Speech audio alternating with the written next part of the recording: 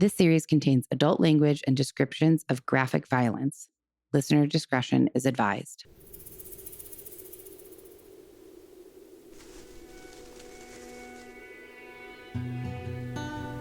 Hello, Death by Southwest listeners. Welcome back to Death by Southwest. I am your host, Margot, and it is Tuesday. Happy Tuesday. Trying to lower my desk chair. We're going to jump right into our story today. I did want to say a happy belated Mother's Day to any of our listeners who are mothers out there, and animal mothers, fur mothers. I hate that saying, but pet parents. How about let's go with that? Pet parents. So happy Mother's Day to any mothers of humans and mothers of pets out there. Hope everyone had a beautiful Mother's Day and that your week is off to a good start. Last week, I had true crime headlines and I had a job interview on Thursday. So that's usually when I think I've only done it once, so I can't really say usually, but that's when I've been planning on recording the true crime headlines. And I didn't get to it. So I'm going to 100% do it this week. I apologize for that. I had every intention of getting to it, but yeah, job interview, which I don't know. I haven't heard back about. So we'll see. Moving right along, we are going to jump into our story today. She was 18 years old, full of conviction, compassion, and the kind of unshakable determination that only comes from someone who's seen heartbreak too soon. Jennifer Pentilla had a dream to bike across Mexico, volunteering with churches, spreading kindness, and helping communities in need. She wasn't naive, she wasn't reckless, but she was alone. And just 3 weeks into her solo journey, she vanished. This is the unforgettable story of a daughter, a journal, a trail of scattered belongings, and a chilling mystery that's haunted the New Mexico desert for more than 3 decades. Welcome to Death by Southwest. So today's story is really, really unsettling. These missing persons stories really get to me. This was not a high profile murder. There were no real front page headlines. Honestly, there's very little information on this case. A couple of articles, a couple of news stories, and I found two other podcasts that have covered it.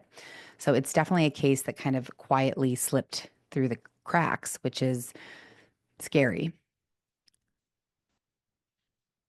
So let's go back to where this story began. Born April 4th, 1973, in Butte, Montana, Jennifer Lynn Pentilla was intense in the best way possible. She was quick to learn, eager to help, and always seeming to observe the world around her. Her mother, Lynn, described her as a go getter right from the start. She was sitting up at 3 months, crawling by 4, walking by 8. She was the type of girl and eventually woman who did not wait for permission to explore the world around her. She loved reading National Geographic magazines, loved Nancy Drew, and could memorize maps and statistics like it was second nature. She was very smart. She taught herself Spanish. She wrote poetry about angels and cherubs, and she refused Christmas presents in favor of asking people to donate to those in need. This kind of very selfless person, this was not a phase. It's just her being selfless. This is who she was. And by the time she was 16, she had already traveled to Sierra Leone in West Africa to do some humanitarian work where she helped till land and clear brush. After her junior year of high school, she went to Mexico where she worked with churches on plumbing and construction projects, which is amazing. I can't imagine 16 years old and going by yourself to like work with some group doing humanitarian work in West Africa. Guts. She was gutsy for sure. By the fall of her senior year, unfortunately, tragedy struck for Jennifer and her family. Her father, Army veteran Nick Pentilla, died of leukemia at just 44 years old. And this unsurprisingly changed Jennifer. The way that it changed her, though, was a little surprising. It didn't change her in the way that grief can often harden people, but it changed her in the way that grief can deepen people. She didn't spiral. She instead found strength in her faith, and she had a real desire to make meaning out of the pain that she felt. So after graduation, instead of going straight to college, she had a new plan, a plan that was rooted in purpose. And this is how her next big journey began. So that summer volunteer trip, as I said, it really transformed her. And so when she came back, she told her mom that she thought she had really found her calling, that she wanted to help underserved communities around the world. Now, she had originally been planning to attend Concordia College in Minnesota with her best friend, Michelle. And she had been really excited about this plan. But after the Mexico trip, and then also losing her father, she decided she wanted to do something different. She changed her mind and made a new, bold plan. She was going to ride her bike through Mexico, volunteering in churches along the way throughout her travels. Her mom and her stepdad, so after, I know that seems quick, and it was a little quick, but after her father passed away, her mom, Lynn, had reconnected with someone that she knew from high school, this guy, Jim Harris.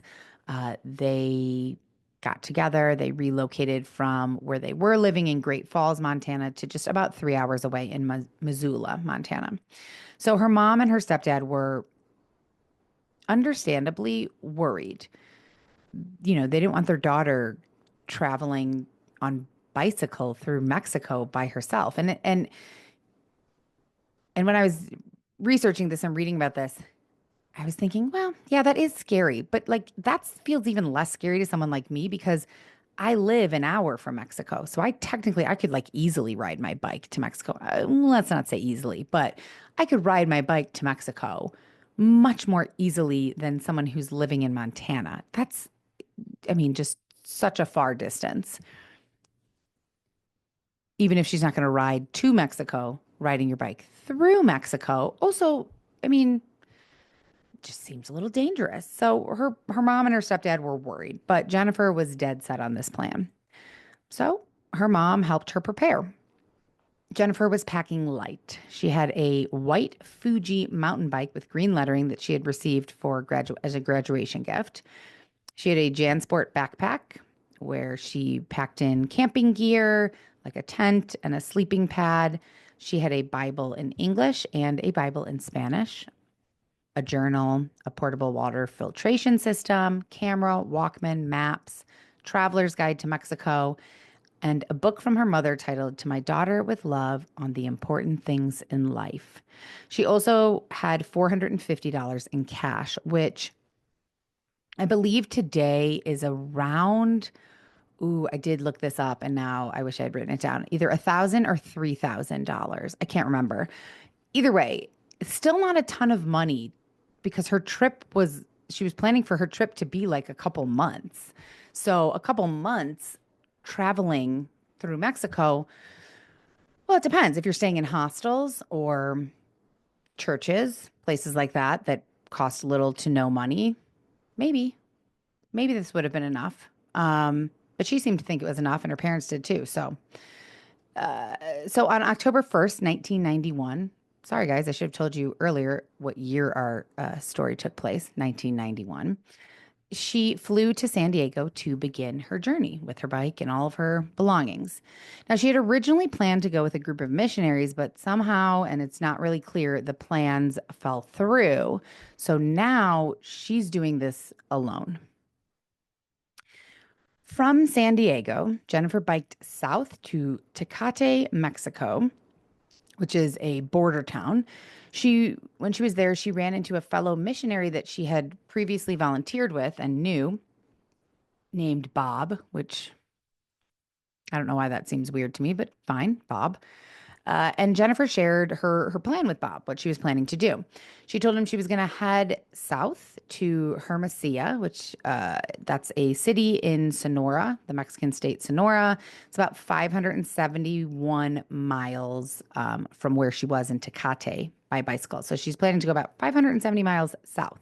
And then she told Bob after she is in Hermosillo, she's going to head to Guadalajara, which is in Jalisco, Mexico, about 1,200 miles from Hermosillo. So this is a lot of miles she's planning to cover here. And Bob looked at her plan and said, "No, don't do this alone. Certainly not. Don't do this, but certainly don't do this alone." And he warned her about kind of the terrain. This route that she had planned, would take her way through Mexico. So she's going through desert, she's going through rainforest, she's going through mountains, rocky terrain. So the terrain in and of itself was posed like a pretty big danger, I guess, to her doing this alone. She's not taking an ATV, she's on a bicycle. Also, the heat. It may be October, but it's warm in Mexico.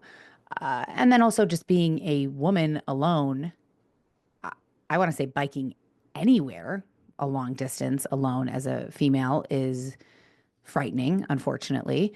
And certainly through another country that you are not super familiar with, like Mexico.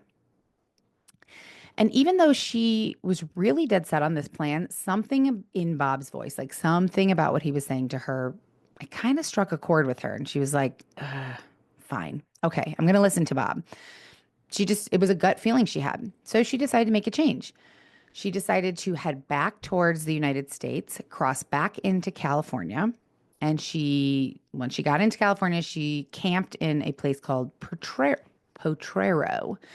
And remember I said she took journals, so she was a big journaler. So she started journaling about her revised plan. And she says in her journal, quote, "Tonight is my first night camping out by myself. I'm in a very small town called Potrero in Southern California. I've decided to go a different route than I had originally planned. Instead of going across the border and through the desert on the Mexican side, I'm going on the American side.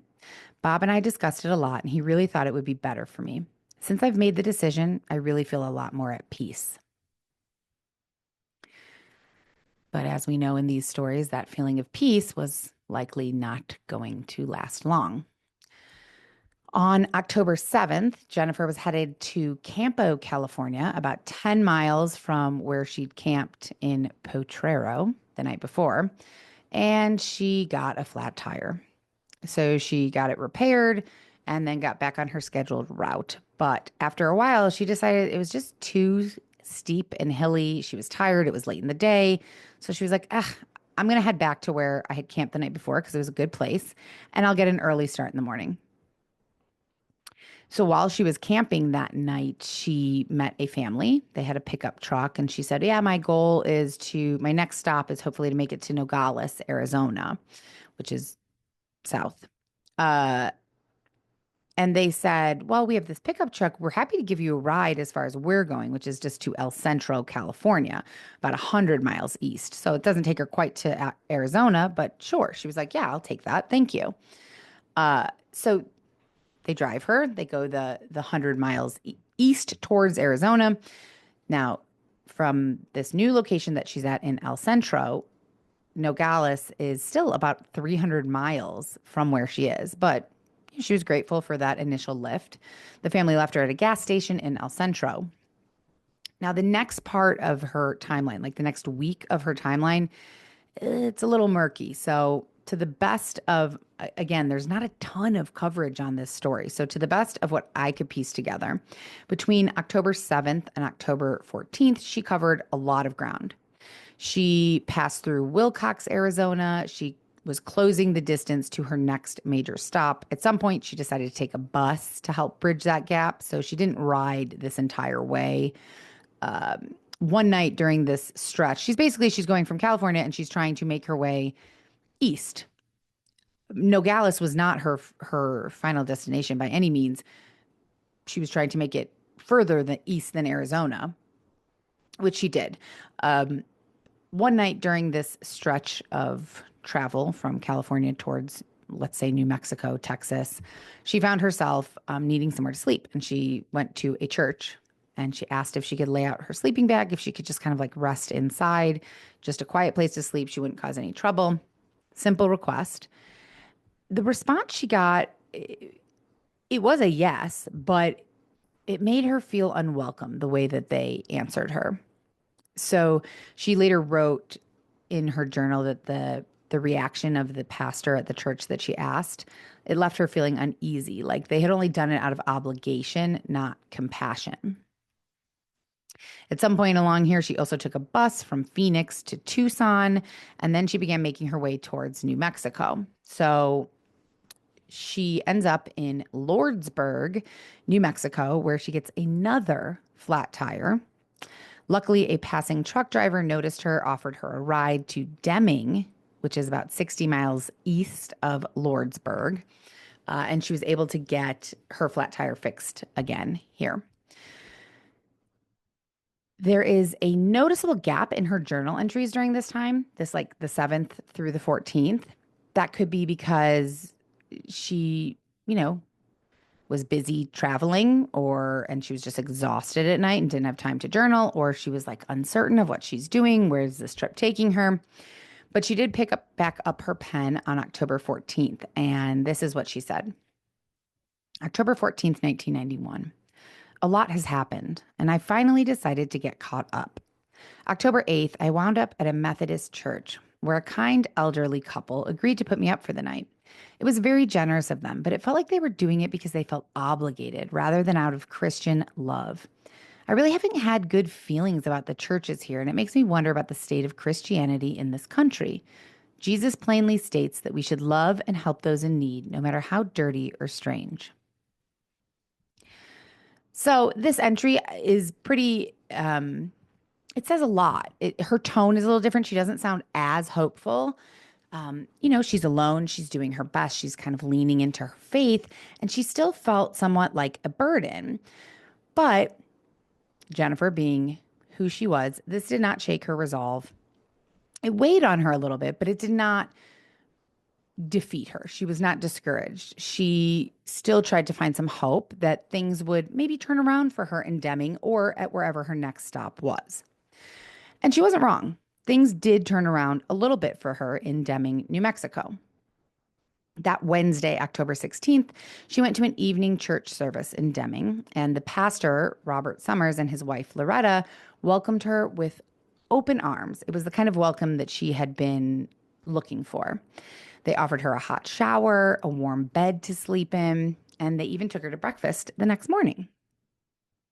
Jennifer told them that she had once again decided to change her plan, and this time she was going to head north, which is a big change. Remember, she was going to head like 2,000 miles south through Mexico, and now she's going to head north. Where? North, you ask? Well, she wanted to surprise her best friend, Michelle, who had started school in Minnesota at that Concordia University where Jennifer was going to go. So the Summers, Loretta and Robert Summers walked her to a Shell gas station where she was going to kind of like stock up on some things, give her mom a call from the payphone, and then head on her way. And so she did call her mom from the payphone at 7:52 a.m. She told her mom she was headed north. She wants to surprise Michelle. She said, "Mom, please don't say anything to Michelle if you talk to her. I want to see the look on her face. It will be priceless." Lynn was like, "This is a long way, and you're going to Minnesota, and it's October. So can I buy you a bus ticket?" And Jennifer's like, "No, I'm not ready to like just bus it all the way up there." She said, "I still have a few $100s left, and I really want to keep biking for now." She talked to her mom about possibly selling her poetry at craft fairs along the way. She also talked about maybe she would go to college after this. Maybe she would take art classes and writing classes in the spring. And they talked about her being home for Christmas. Her mom was really excited at the thought of her being home for Christmas because they didn't think that she would be if she had been traveling through Mexico still. She ended the call by telling her mom, "I'll call you later tonight or tomorrow morning. I love you, Mom." And now, from when she left this was what, the 16th that she's calling her mom. So she left on October 1st. She's called her mom, I believe, 12 times. So almost every single day. She's stayed in contact. She's stayed in communication. She's updated her mom, like, well, now I'm not going to Mexico. Now I'm going to go to New Mexico, and, kept her informed along the way. Before we continue, let's just talk about this like New Mexico to Minnesota trip, by the way. Like I just said, it's October. It's going to be cold. And that's like 1,500 miles. Now, granted, I understand that she could hop on a bus, she could hitchhike, it doesn't mean she's going to be on her bike the entire time, but all that she had, and I got this from one of the very few articles, she planned, this is a direct quote, by the way, from this article. She planned to subsist on fruit rolls, sunflower seeds, beef and cheese sticks, and peanut butter snack crackers. She was equipped this time with a bike repair kit, a red Swiss Army pocket knife, a pair of flashlights, lantern candles, and enamel camping cups. She would continue to take pictures along the way with her 35 millimeter Miranda camera and purify her water whenever possible. When her mind turned quiet and clear, she would allot time to journaling or reading from a book that her mother had sent her off with, To My Daughter with Love, on the important things in life. Nighttime would be reserved for dreaming of all the things that she expected out of life, the things she needed to do, and the places she imagined she ought to go. That was from a great article that I found. So, big trip. But okay, this is her plan. So she had promised to call her mom later that day or the next day to update her mom on her route, but she never did. And when October 19th came around, which was her mom's birthday, no call. And that worried her mom. She knew something was wrong. So it had now been they talked on the 16th, not the 17th, not the 18th, and not the 19th. Lynn is now worried. So she reported Jennifer missing to the Missoula police in Montana, who contacted the New Mexico authorities. And the local police in Deming, they didn't really care. They said she's probably just still biking. Maybe there's been no payphones around. I mean, we're in 1991, so the constant communication that we have now is obviously not the norm. But again, Jennifer had been calling her mom almost every single day. So 3 days with no word, especially on her mom's birthday, especially considering Jennifer said, I'll call you later tonight or tomorrow morning, it was cause for concern. Deming police didn't seem to agree. They said she either just kept biking and hadn't come across a payphone, or maybe she decided to like run away. Maybe she didn't want to be in touch with her parents. She was 18. They said she'll show up. But Lynn, call it a mother's instinct. She knew better. She had a very bad feeling that that time on the 16th may have been the last time that she ever talked to her daughter. So her and Jennifer's stepdad, Jim, decided to fly to New Mexico and begin investigating on their own. They plastered the town with flyers. They searched every back road they could find, but no sign of Jennifer. The final person that was thought to have seen Jennifer was a guy by the name of Jesus Chewy Vasquez. He went by the name Chewy. He was the Shell station attendant who'd been working the morning that Jennifer had used the payphone, bought some snacks.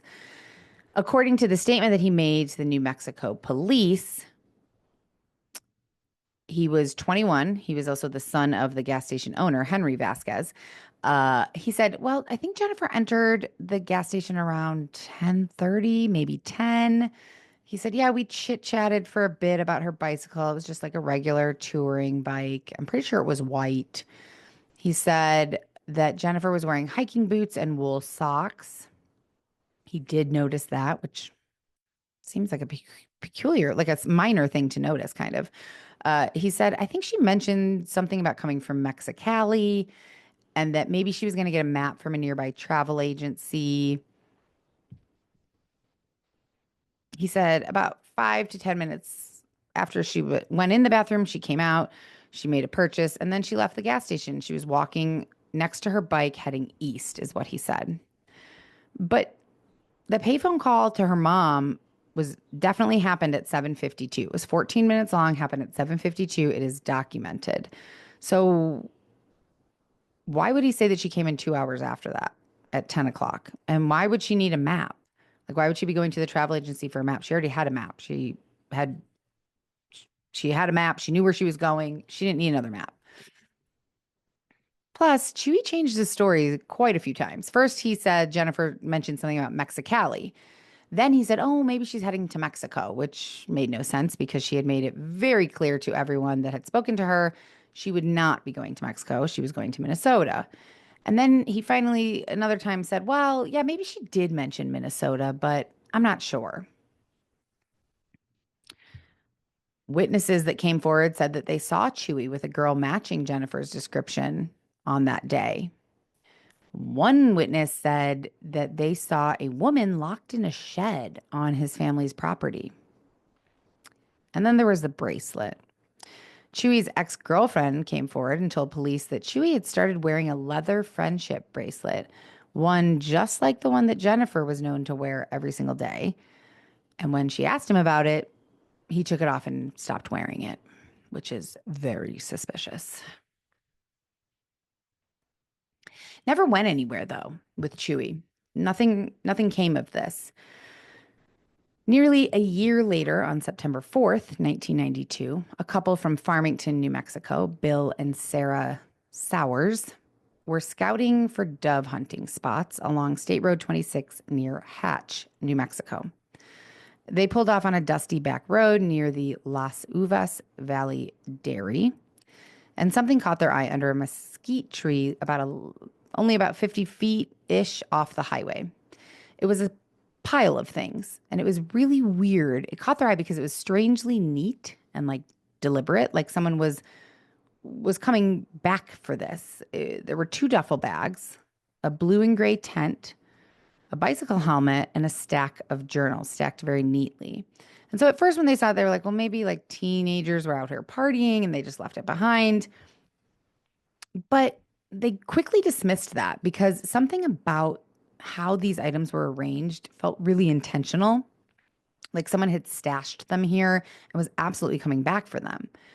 And then around this pile of items that were like very intentionally organized, there were baby food jars with baby food in them and a lot of cigarette butts.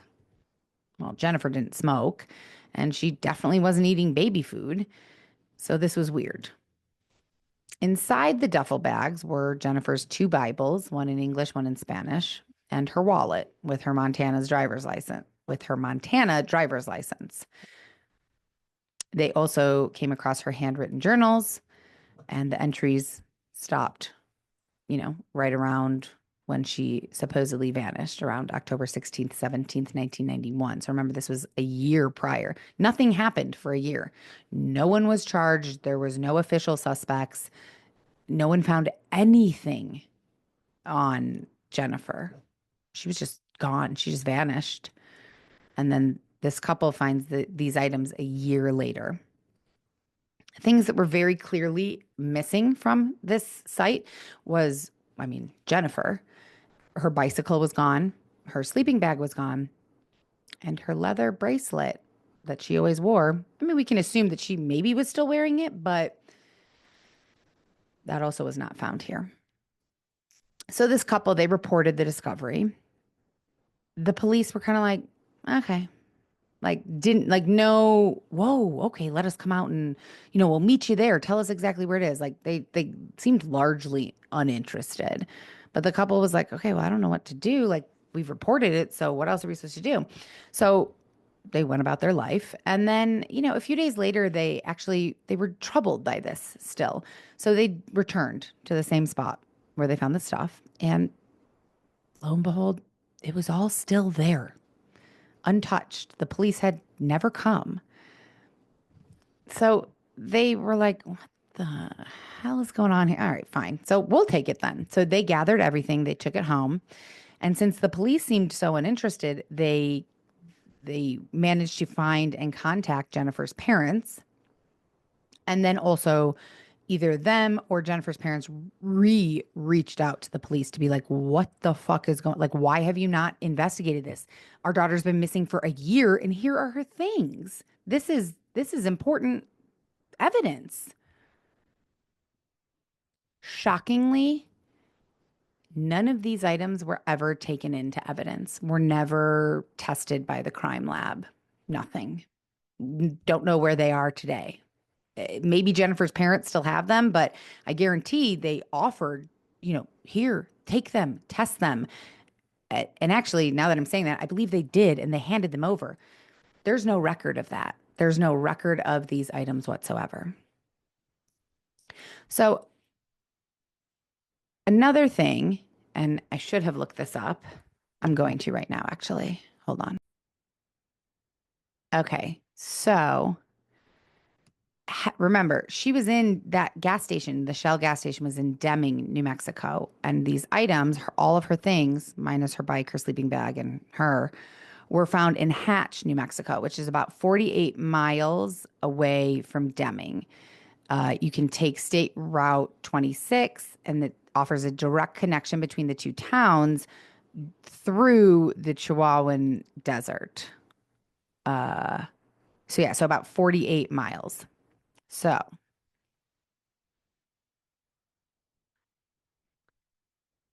initially, like the fact that her things were found 48 miles away in Hatch, New Mexico, seemed kind of random. But once police actually like got involved and started talking to people and interviewing witnesses, they ended up talking to Pastor Summers and his wife Loretta, and they said, yes, Jennifer talked to us about taking the route through Hatch. And we told her not to because it's pretty remote and it's not a well traveled, like you have to go right through the desert. And it's not a great place. Like, don't do it. It's potentially dangerous. And she seemed to like say, okay, good advice. Thank you. I won't. Um, Yet this is where her things turned up. So, I mean, certainly it's possible that she just didn't listen to them and decided to go that way, but who knows? There were some other witnesses that came forward. A witness came forward saying that on October 17th, 1991, they saw a 1953 Chevy truck reverse course. So they were going one way, they turned around near the Hatch airport and decided to head back towards where a girl was riding her bike. This girl matched Jennifer's description, apparently. Another witness, that never went anywhere. Another witness, an employee from a quick pick store in Hatch, said, oh, I saw that girl. I saw Jennifer with two men. One stayed beside her here at the gas station, and another one was over by the payphone. They apparently recognized one of these men. They said, I think it's a guy named Henry Apodaca, who's a local farm worker. So he was named a person of interest in this case because other witnesses said, oh, I heard Henry bragging that he abducted Jennifer. But it never went anywhere. They questioned him, it never went anywhere, and he died in 2011. And now the location where her belongings were found under that mesquite tree, it's now blocked off by a fence, by a gate. It's private property. And there's a sign that says private property, private hunting preserve. So no one can get onto it without permission.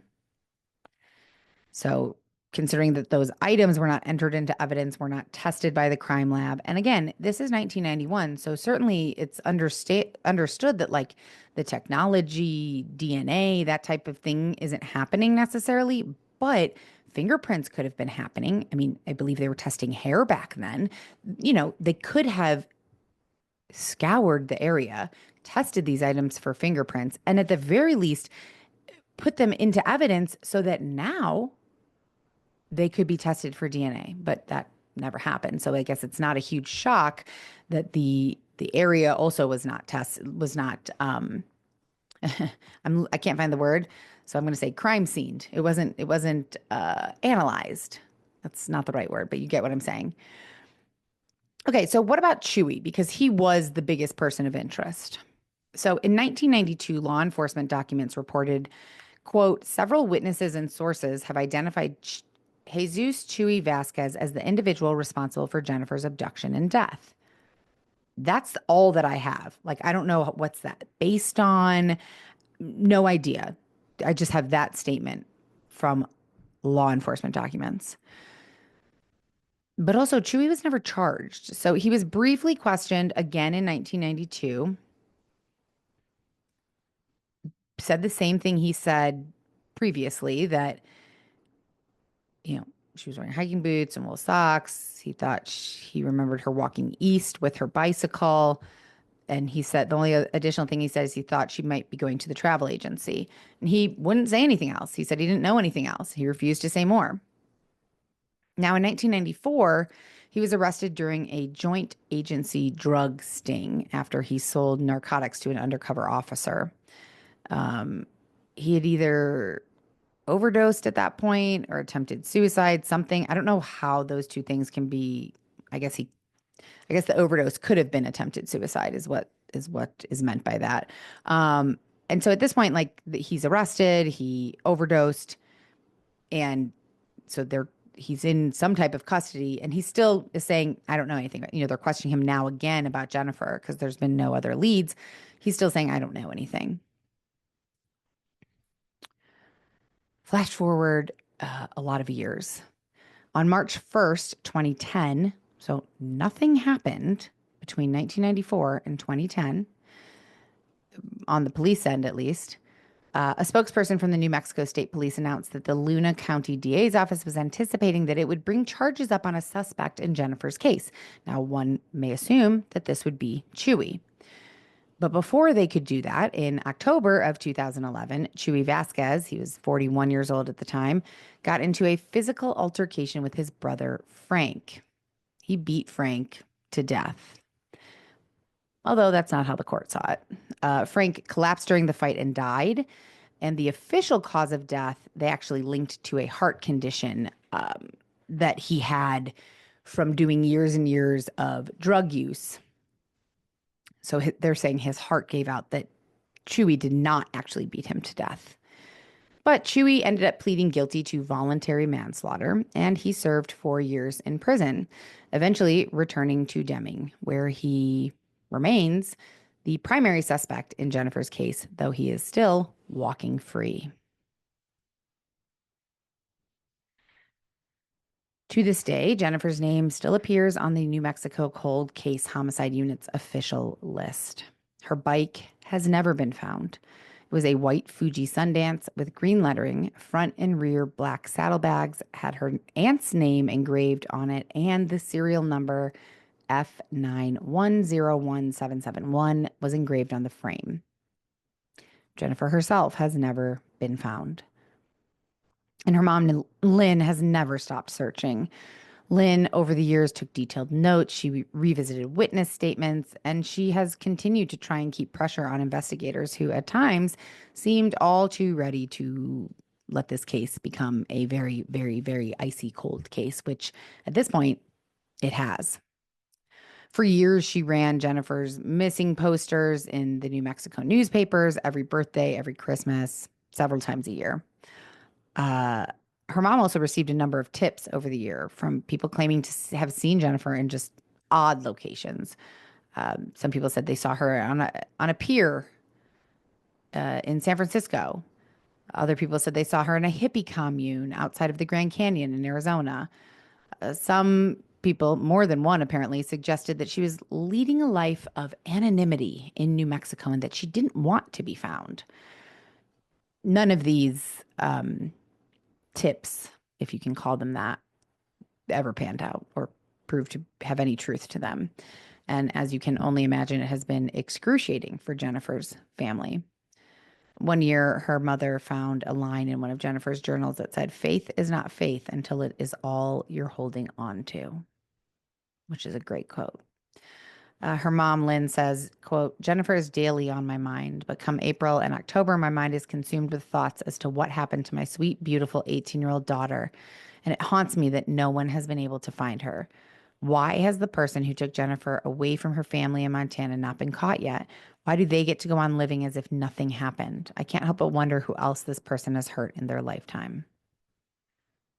Which I've read that a few times, and it's just so heartbreaking because nothing like, I can't imagine this. I can't empathize with this because nothing like this has ever happened to me. Thank goodness. Uh, but if I spend too long trying to imagine losing my sister, my mom, Mark, I mean, and for decades, having no idea what happened to them, where they went, I it I don't know how you survive this, to be honest. I mean, Jennifer's mom and family must be just incredibly strong people because this, I think that would break me for sure. Jennifer would be 52 years old today. When she vanished, she was 5'5", 120 to 125 pounds, blonde hair, blue eyes, and a gap between her front teeth. She was last seen wearing a blue BUM sweatshirt, denim shorts, brown hiking boots, and a Rice Krispies watch with snap, crackle, and pop on the watch face. She wore brown framed glasses, a cross necklace, a silver ring that read Love Jesus, and a leather friendship bracelet, if we can assume that Chewy didn't take it from her. Her bike, her sleeping bag, and her body are all still missing.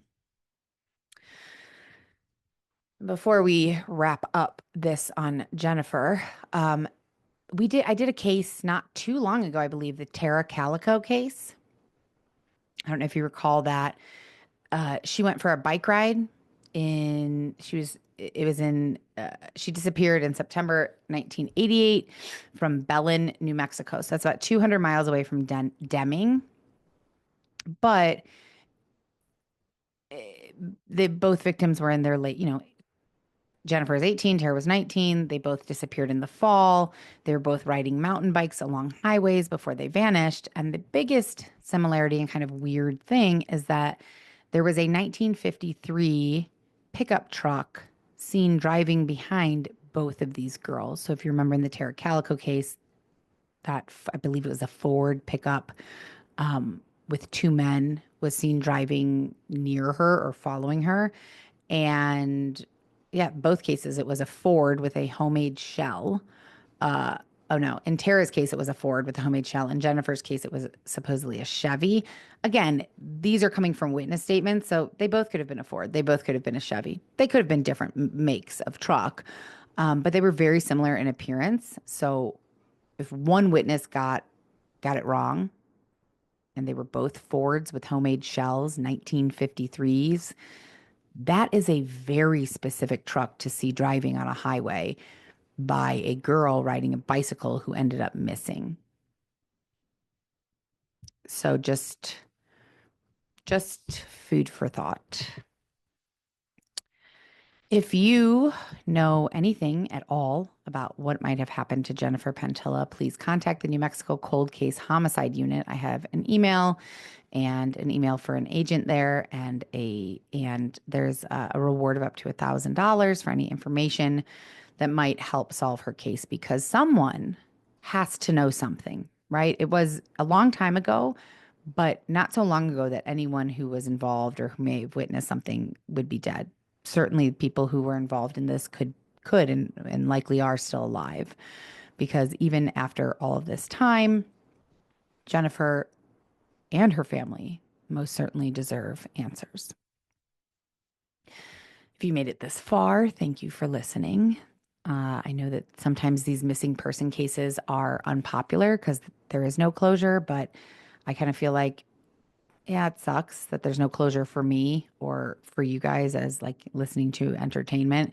It really sucks that there's no closure for the families. And like I said, I only saw 2 podcast episodes on this. So if in any possible way sharing this story could help, which, I'm not hugely hopeful because we're not a huge podcast, but maybe someone will hear this and another bigger podcast will pick this up and someone will know something. Who knows? Because this is just, it was heartbreaking, what a kind soul. She was out in the world trying to help people and, presumably something awful happened to her. So just heartbreaking. Um, thank you guys for listening. And that's it for today's episode. Our hearts go out my heart and prayers and thoughts goes out to Jennifer's family and friends.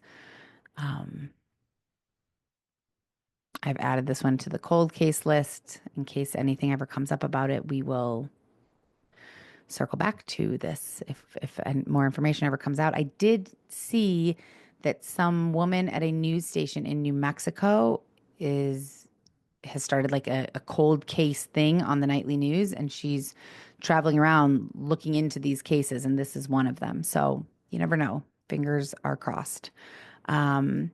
If you are enjoying Death by Southwest, make sure to subscribe, leave a review, come find us on social media. And as always, stay safe and come back next week for more true crime here on Death by Southwest. Thank you guys for listening. Love you so much. And stay tuned for true crime headlines, which I will have out this week for you. Okay. Love you guys. Bye. Death by Southwest is hosted by Jenna Schneider and Margot Carmichael. Executive produced by Margot Carmichael. Produced by Jenna Schneider. Audio editing and sound design by Margot Carmichael. Music by Soundstripe. And a special thanks to Edward R. Murrow for letting us borrow his famous sign-off phrase, "Good night and good luck."